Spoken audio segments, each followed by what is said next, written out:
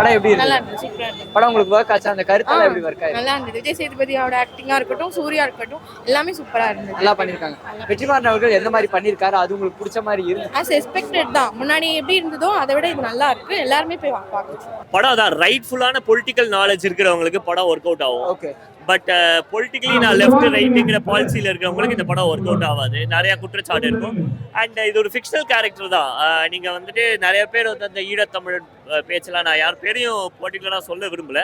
எந்த கட்சியை சார்ந்தும் இல்லை. இது ஒரு டிராவிடியன் பாலிடிக்ஸ் கம்யூனிஸ்ட் தான் உள்ளே வருது. It's all the ideology but not about real people. அவ்வளோதான் சொல்லுவேன். இது கேரளாவில் சூப்பராக ஓடும். அதில் எனக்கு கான்ஃபிடன்ஸ் இருக்குது. அண்ட் வெற்றிமாறன் வந்து எல்லார்கிட்டே இருந்தும் அந்த சூஸை புளிவாங்கிற மாதிரி பெர்ஃபார்மன்ஸ் எல்லாம் புளிஞ்சு எடுத்திருக்காரு. மஞ்சு வாரியர், விஜய் சேதுபதி அண்ட் எல்லார்கிட்டே இருந்துமே பியூட்டிஃபுல்லாக சூஸை புளிஞ்சு எடுத்திருக்காரு. அண்ட் இது வந்து ஒரு பிளாக் பஸ்டரான வருஷத்தோட எண்டுக்கான ஒரு பர்ஃபெக்ட் மூவியாக நான் பார்க்குறேன்.